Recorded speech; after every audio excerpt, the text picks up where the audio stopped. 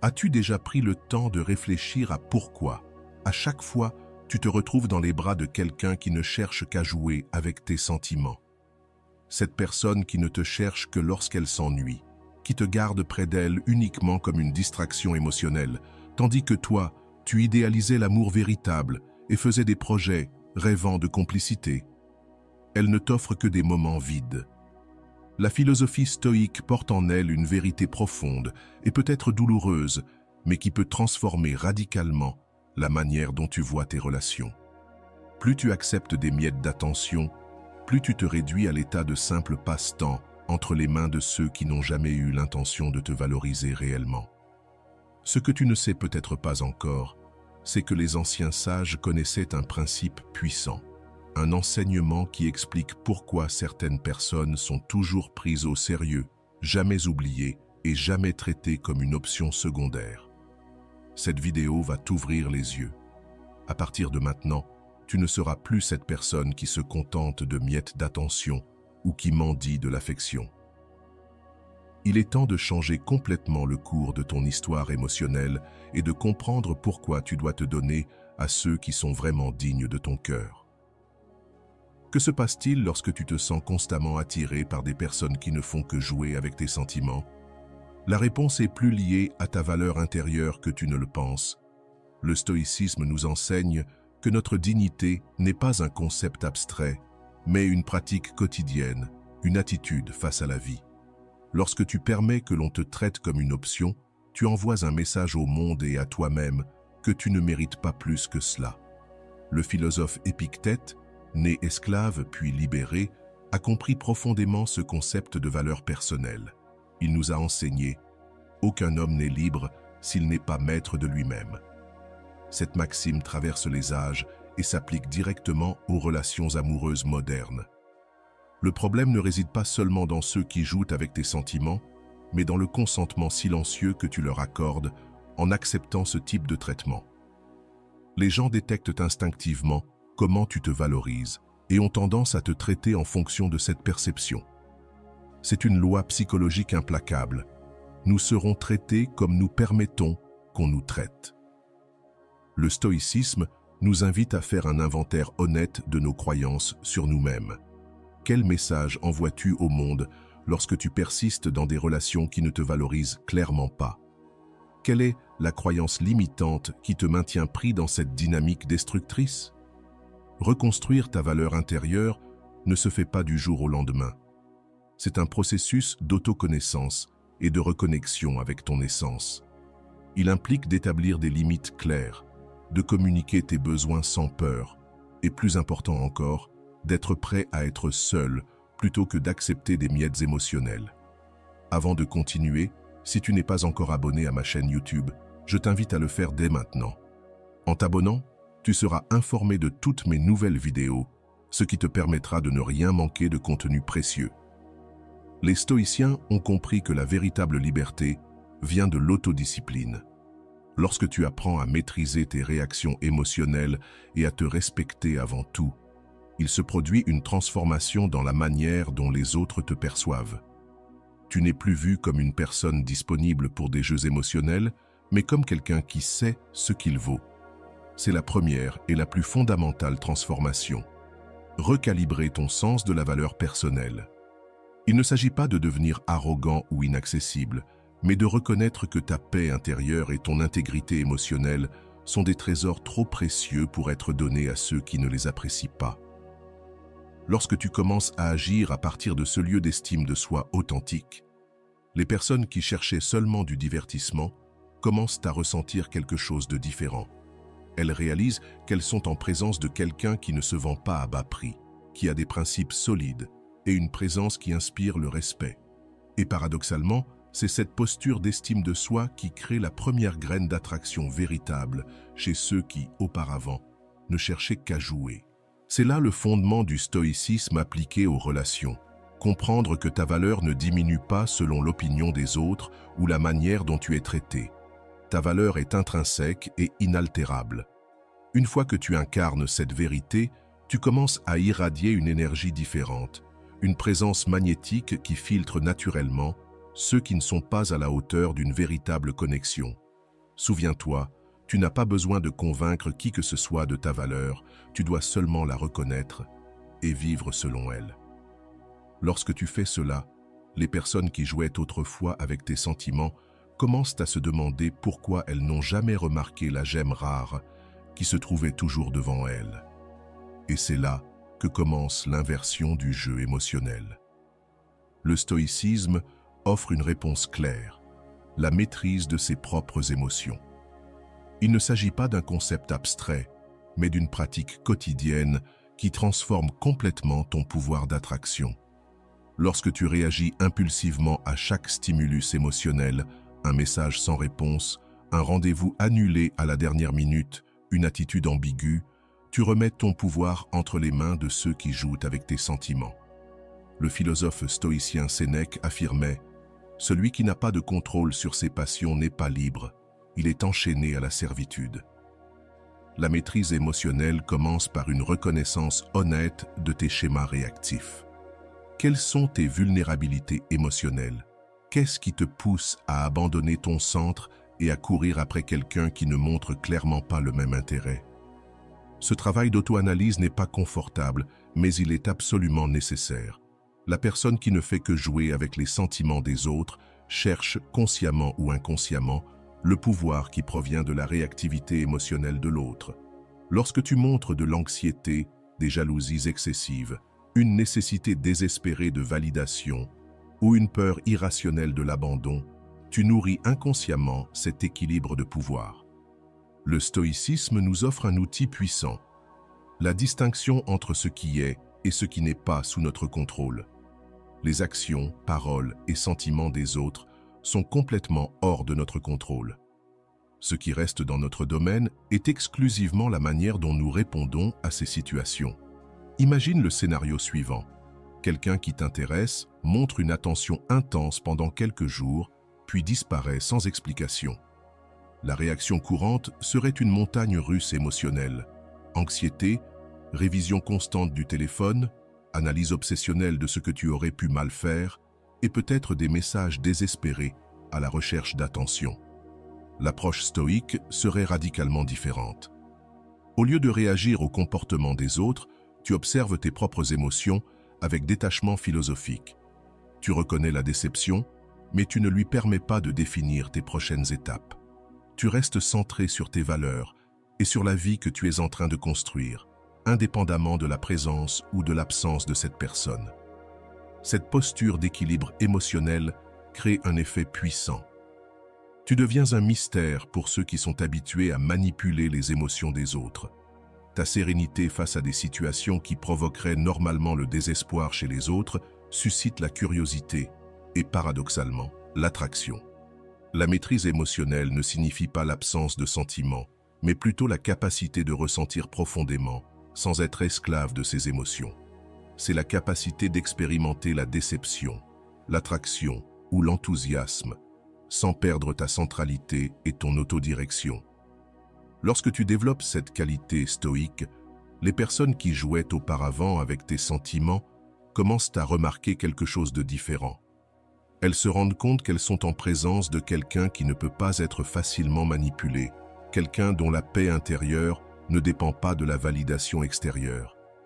Et c'est précisément cette qualité qui éveille un intérêt véritable. L'ironie, c'est que plus tu cherches à contrôler l'autre ou l'issue de la relation, plus tu deviens attirant. Ta liberté émotionnelle est magnétique. Elle communique que tu es complet par toi-même. Une relation devrait être une addition bienvenue à ta vie déjà satisfaisante, pas une nécessité désespérée pour combler un vide.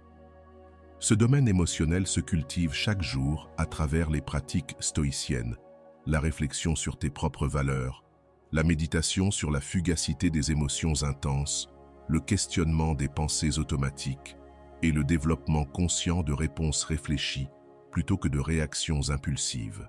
La personne qui, autrefois, jouait avec tes sentiments, se retrouve maintenant intriguée par ta stabilité émotionnelle. Elle commence à se demander pourquoi ses tactiques habituelles ne fonctionnent plus avec toi, et dans ce questionnement naît la possibilité d'une connexion basée sur le respect mutuel, non sur des jeux de pouvoir. Pourquoi certaines personnes semblent-elles être perpétuellement piégées dans des relations superficielles, tandis que d'autres attirent naturellement des engagements profonds? La réponse stoïcienne réside dans la liberté intérieure, un concept qui transforme complètement ton attractivité et ton pouvoir personnel dans les relations. La liberté intérieure, selon la perspective stoïcienne, signifie que ton bonheur et ta satisfaction personnelle ne dépendent pas de facteurs externes, notamment du comportement des autres. Marc Aurèle, empereur romain et philosophe stoïcien, a écrit dans ses méditations: « Très rapidement, la matière se dissout dans ses parties. Très rapidement, les noms sont oubliés. Très bientôt, la renommée périra, et tout ce qui est objet d'admiration disparaît. » Que signifie cela pour tes relations? Quand tu dépends émotionnellement de quelqu'un pour te sentir complet, heureux ou validé, tu remets essentiellement les clés de ton bonheur entre les mains de cette personne. Et ceux qui jouent uniquement avec les sentiments des autres sont experts dans l'art de détecter et d'exploiter cette dépendance. La liberté intérieure commence par une question inconfortable. Qu'est-ce que tu cherches vraiment dans tes relations?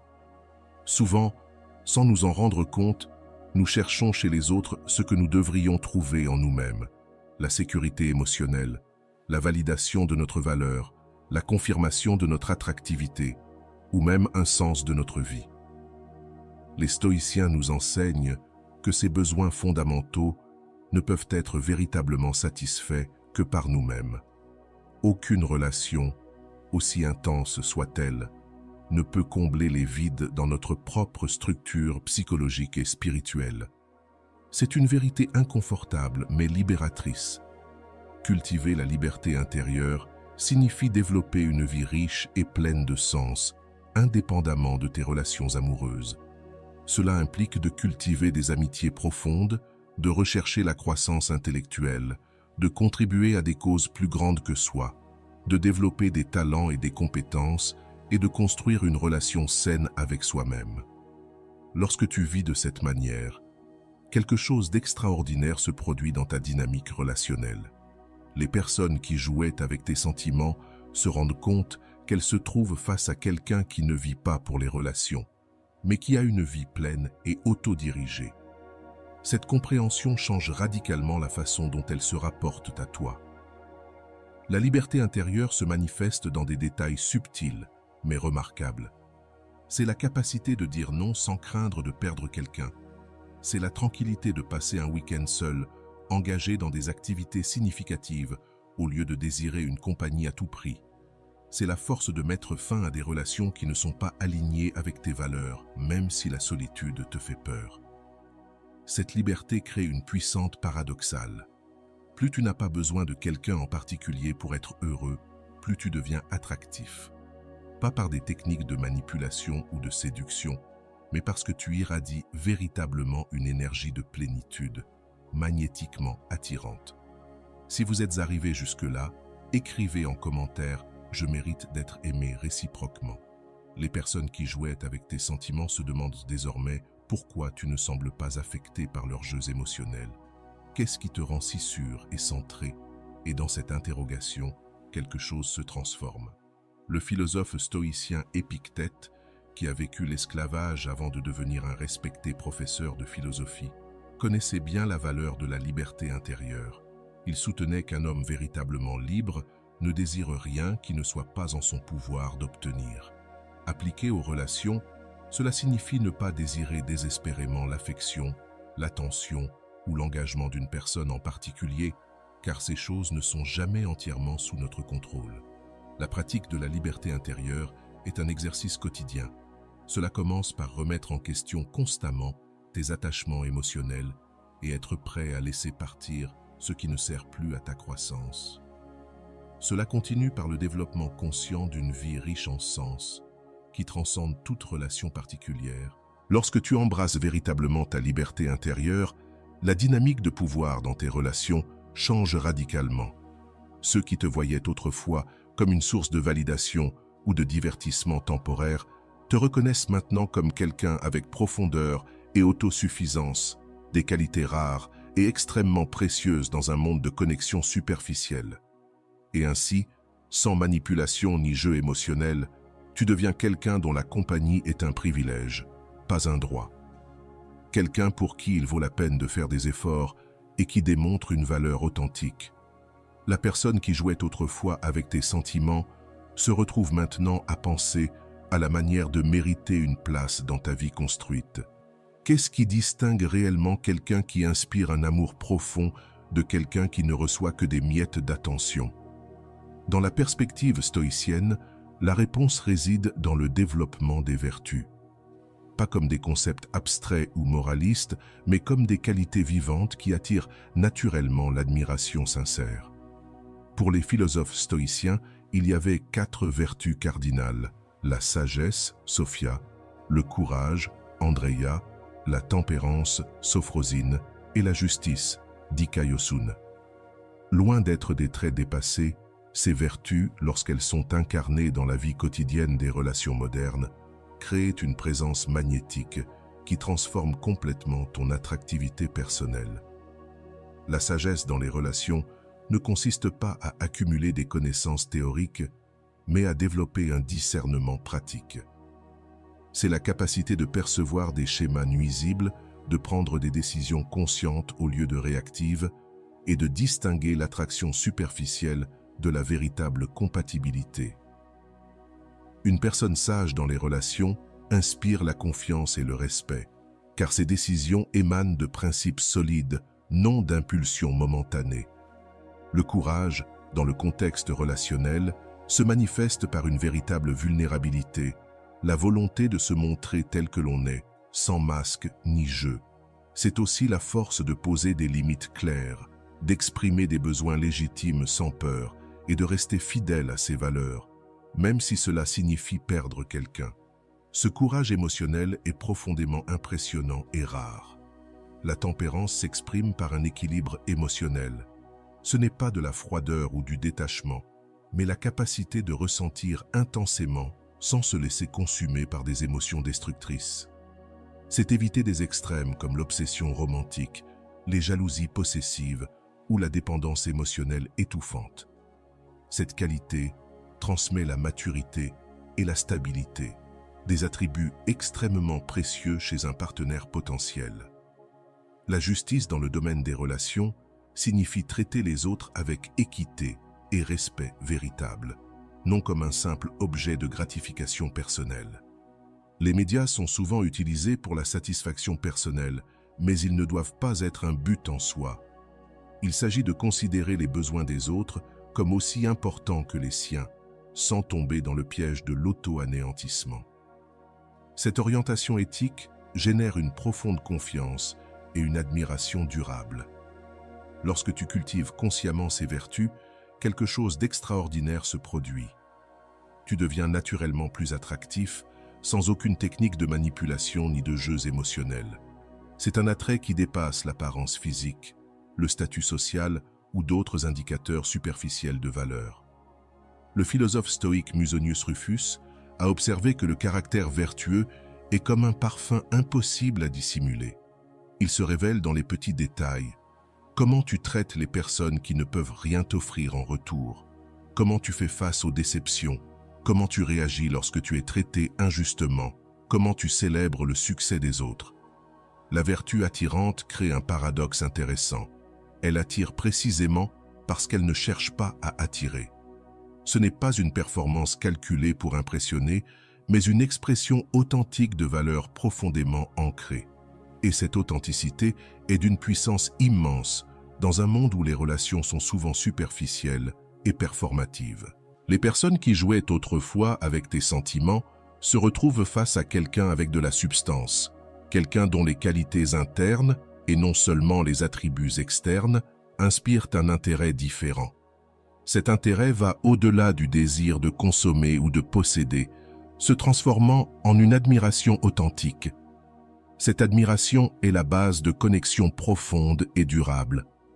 Quand quelqu'un admire ton caractère, ton intégrité, ta force intérieure, quelque chose de plus puissant que l'attraction physique ou la compatibilité superficielle se met en place, une base solide pour une relation significative. Le développement des vertus stoïques est un travail intérieur constant. Il ne s'agit pas de perfection morale, mais d'un alignement conscient avec des valeurs élevées. Ce processus de raffinement personnel transforme non seulement tes relations extérieures, mais crée aussi une relation plus harmonieuse avec toi-même, ce qui, paradoxalement, augmente encore ton attractivité. Quand tu arrêtes de tenter désespérément d'être aimé et que tu te concentres sur le fait de devenir quelqu'un d'admirable, cela change totalement la dynamique de tes relations. La personne qui jouait avec tes sentiments se trouve maintenant confrontée à des qualités qu'elle ne souhaite pas seulement de manière superficielle, mais qu'elle respecte profondément. Et voici la transformation. Ceux qui t'ont vu un jour comme une option pour leur divertissement émotionnel reconnaissent maintenant quelqu'un dont le caractère suscite un intérêt nouveau, un intérêt mêlé de respect. C'est là que naissent les passions authentiques et durables. La vertu attirante n'est pas une technique de conquête, mais une manière d'être. C'est l'expression naturelle de qui tu deviens quand tu alignes ta vie avec des principes élevés. Paradoxalement, c'est cet engagement envers quelque chose de plus grand que soi qui le rend immensément attrayant aux yeux de ceux qui jouaient autrefois avec toi. Et si la façon d'attirer quelqu'un était précisément d'arrêter de le poursuivre? Cette contradiction apparente révèle l'une des armes stoïques les plus puissantes pour transformer complètement la dynamique relationnelle, la puissante indifférence. Pour comprendre ce concept, nous devons d'abord saisir ce que les stoïciens appelaient adiaphora, les choses indifférentes, ni intrinsèquement bonnes, ni mauvaises. Les stoïciens classaient dans cette catégorie tout ce qui est hors de notre contrôle, y compris l'affection, l'attention ou l'engagement des autres. Épictète, l'un des grands maîtres stoïciens, insistait: ce ne sont pas les choses en soi qui nous perturbent, mais les opinions que nous avons sur ces choses. Lorsque tu développes une indifférence saine envers le comportement des autres, tu ne deviens pas apathique ou insensible. Tu reconnais que ta paix intérieure est trop précieuse pour la laisser sous le contrôle d'une autre personne. Cette indifférence puissante se manifeste par une tranquillité authentique face à l'incertitude des relations. C'est la capacité d'apprécier pleinement la présence de quelqu'un dans ta vie, sans la transformer en une nécessité obsessive. Tu peux ainsi profiter du moment présent sans projeter des attentes étouffantes sur l'avenir. Dans le cas de quelqu'un qui ne joue qu'avec ses sentiments, une indifférence puissante crée un profond effet psychologique. Ces personnes sont habituées à un schéma prévisible. Plus elles deviennent insaisissables, plus elles sont poursuivies. Elles connaissent de bien le jeu de donner des miettes d'attention entrecoupées de périodes de retrait stratégiques, car ce comportement intensifie le désir des autres. Lorsque tu brises ce schéma par une indifférence puissante, tu crées une dissonance cognitive. La personne qui était habituée à contrôler le rythme de l'interaction par sa disponibilité sélective se trouve désormais face à quelqu'un qui reste serein et centré, indépendamment de son comportement. Cette posture n'est pas une stratégie manipulatrice, ni un jeu psychologique. C'est une expression authentique d'autodirection. C'est la compréhension profonde que personne, aussi spécial soit-il, n'a le pouvoir de déterminer ta valeur ou ton bonheur. L'indifférence stoïque se manifeste dans des détails pratiques. C'est la capacité de ne pas vérifier excessivement si la personne a vu ton message. C'est se consacrer à des projets personnels significatifs en attendant une réponse.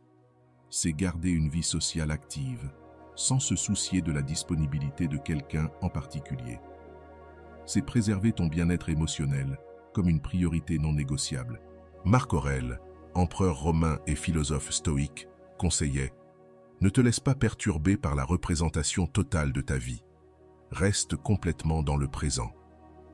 Appliquée aux relations, cette sagesse signifie qu'il ne faut pas se laisser enfermer dans l'anxiété concernant l'avenir d'une relation, ni ruminer les incidents passés, mais être entièrement présent dans les moments partagés. Cette qualité de pleine présence, combinée à un détachement sain, crée une expérience relationnelle radicalement différente. La personne qui jouait avec tes sentiments se retrouve face à quelqu'un dont l'attention est précieuse, précisément parce qu'elle ne dépend pas des jeux émotionnels. Quelqu'un dont la compagnie est enrichissante, précisément parce qu'elle ne vient pas d'un manque ou d'un besoin désespéré. Une indifférence puissante engendre un effet fascinant. Plus tu lâches prise sur le résultat spécifique d'une relation, plus tu deviens attirant. Non pas parce que tu joues dur ou que tu appliques des tactiques manipulatrices, mais parce que tu reconnais vraiment que ta vie est complète avec ou sans cette personne. Ce lâcher-prise sain crée de l'espace pour une connexion authentique, basée sur le choix mutuel et non sur la dépendance émotionnelle. La personne qui autrefois jouait avec tes sentiments se trouve désormais dans une position inhabituelle, celle de devoir démontrer sa valeur pour mériter ton intérêt continu. Et dans cette inversion de la dynamique naît la possibilité d'une relation équilibrée. Cultiver une indifférence puissante est un processus quotidien de remise en question intérieure.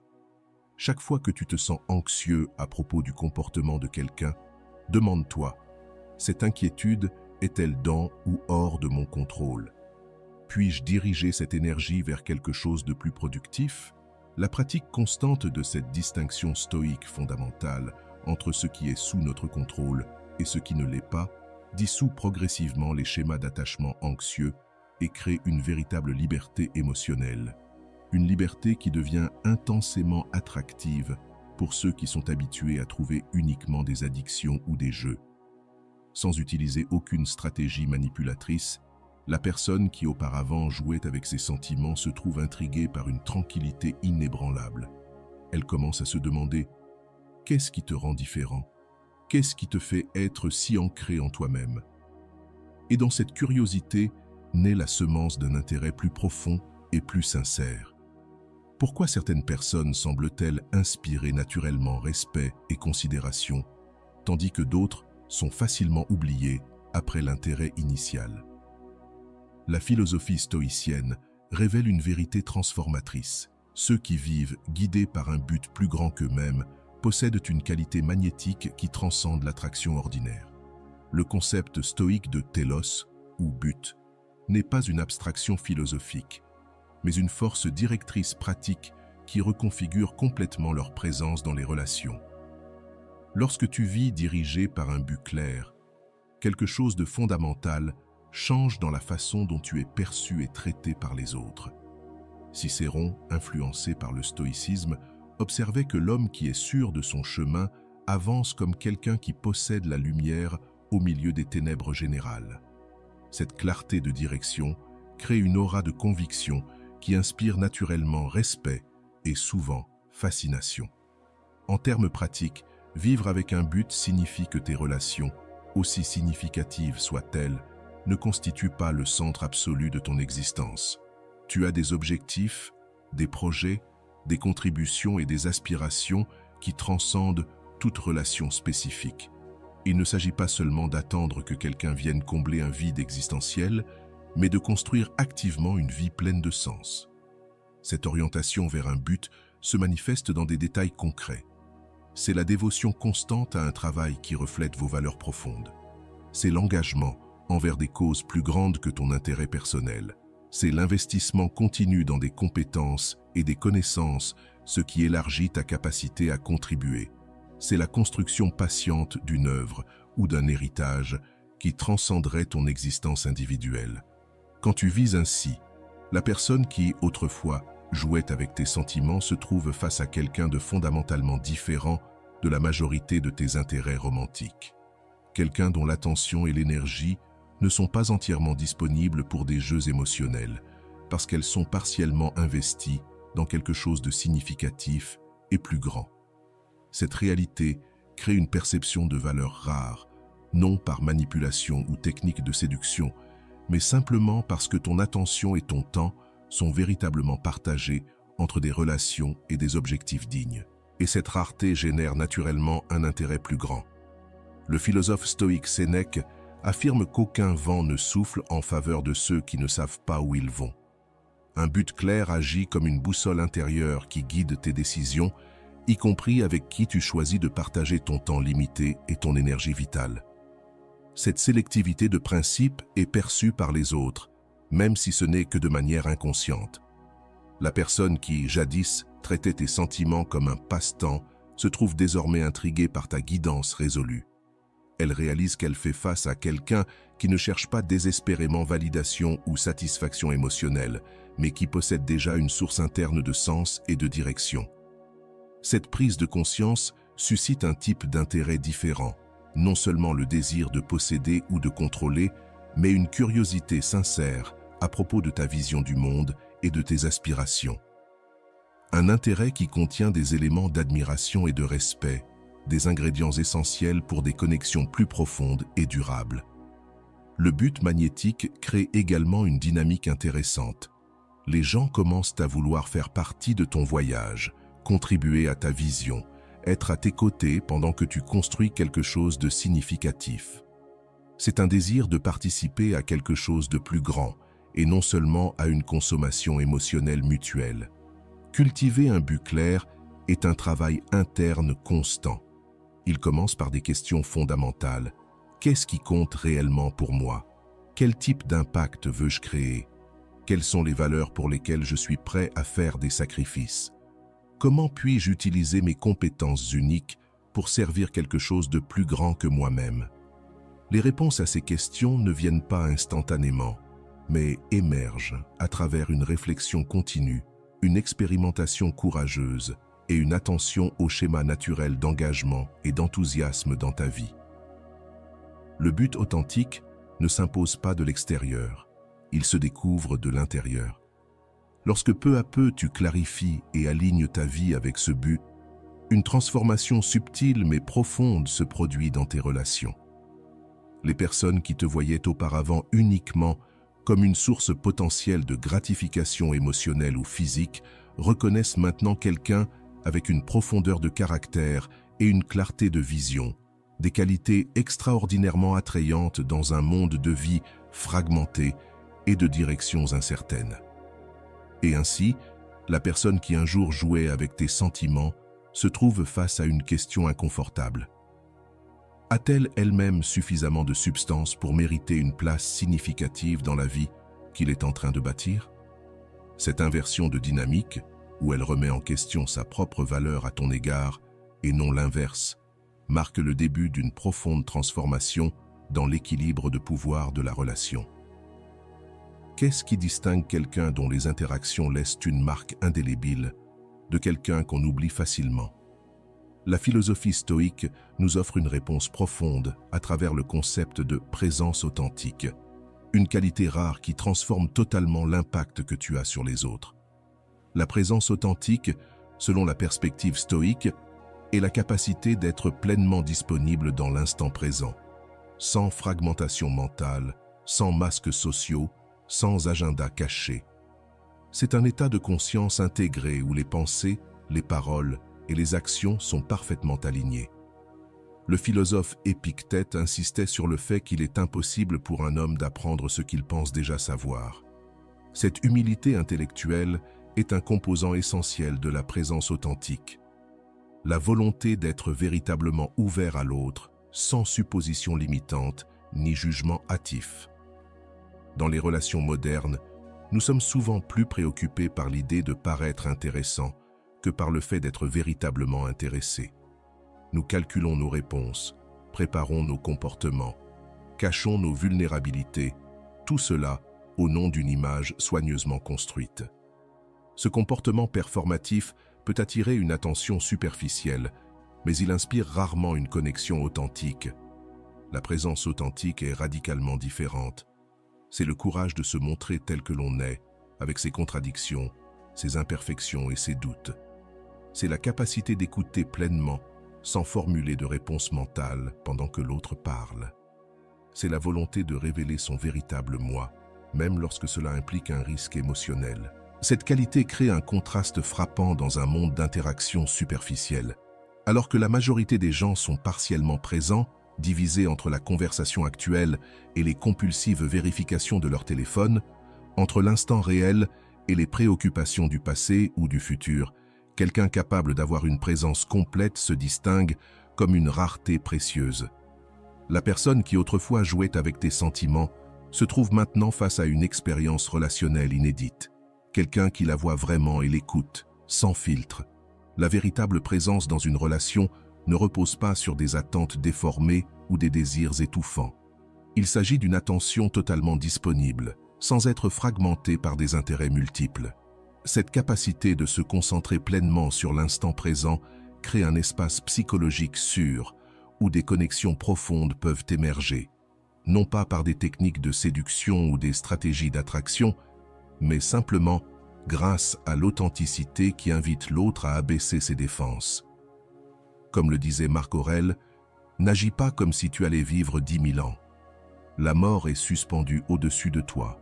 Pendant que tu es en vie, pendant que tu peux, deviens une meilleure personne. Cette prise de conscience de la finitude de la vie donne à chaque interaction un sens profond et précieux. Lorsque tu reconnais la nature transitoire de tous les échanges humains, tu deviens naturellement plus présent et authentique. Être authentiquement présent implique aussi d'avoir une congruence émotionnelle, la capacité de reconnaître et d'exprimer des sentiments sincères de manière appropriée, sans répression ni explosions incontrôlées. C'est l'harmonie entre ce que tu ressens intérieurement et ce que tu exprimes extérieurement.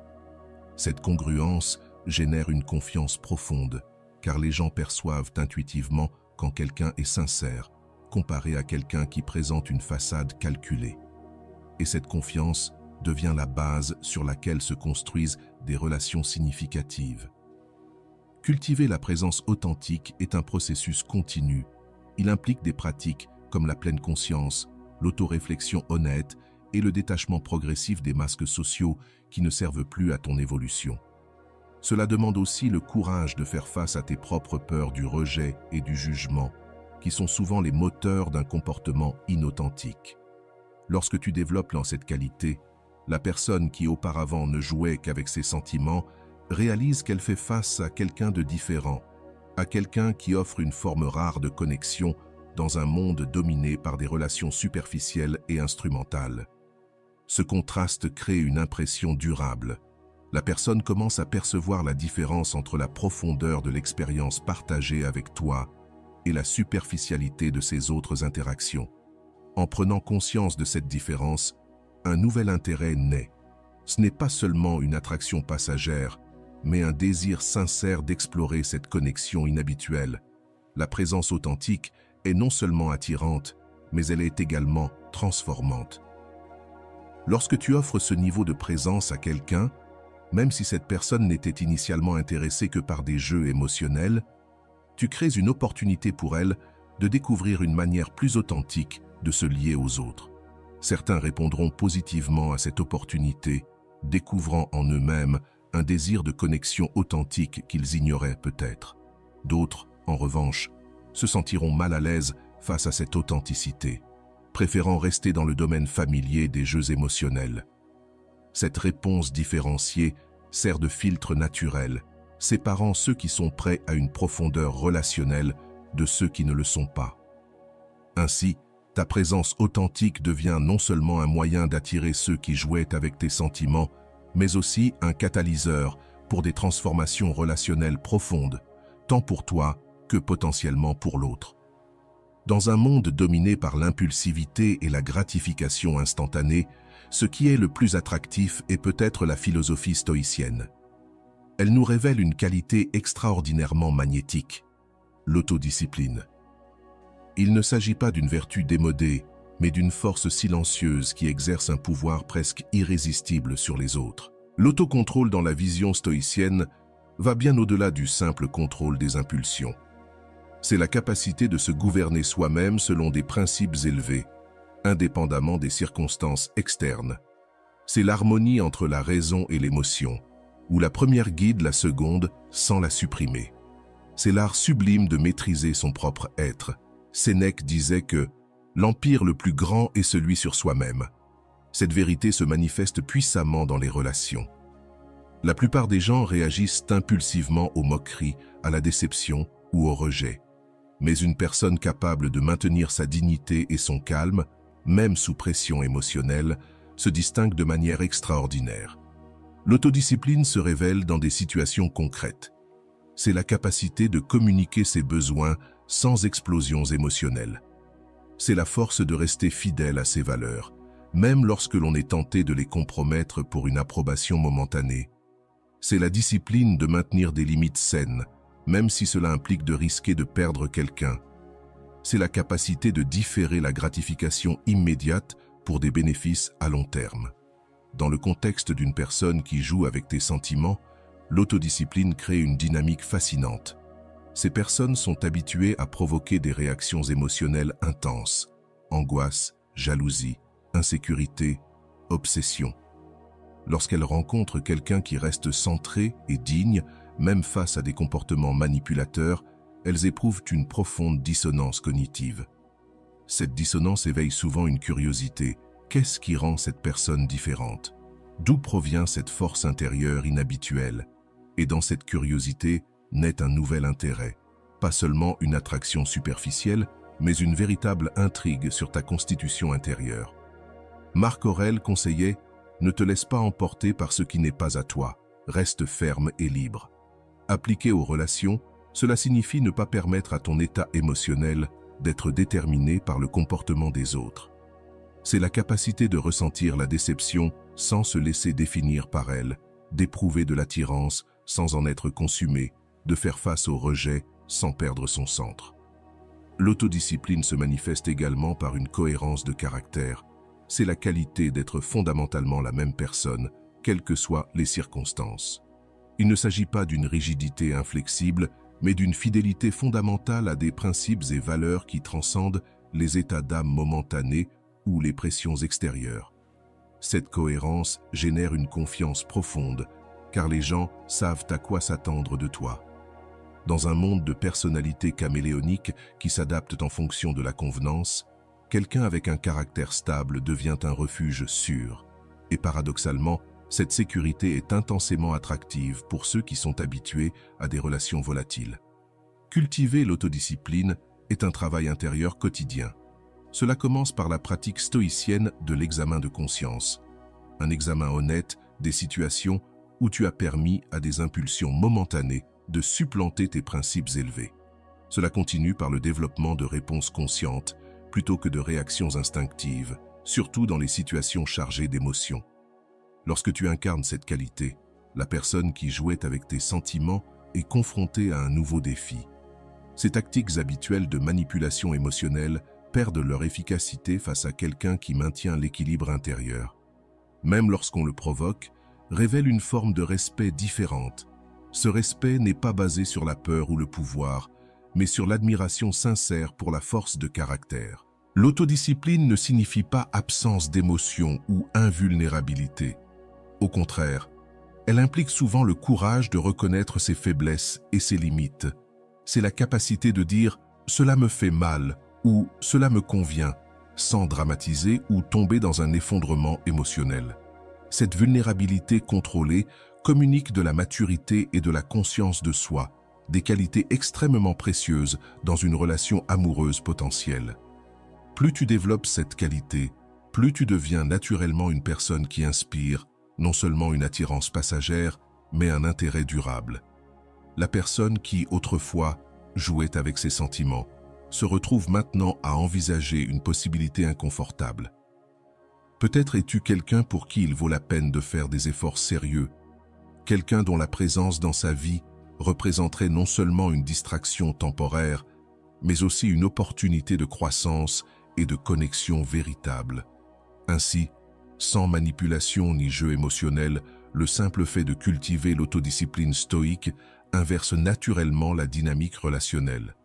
La personne qui, un jour, traitait ses sentiments comme un simple passe-temps, se retrouve maintenant à investir un effort réel pour mériter une place dans ta vie.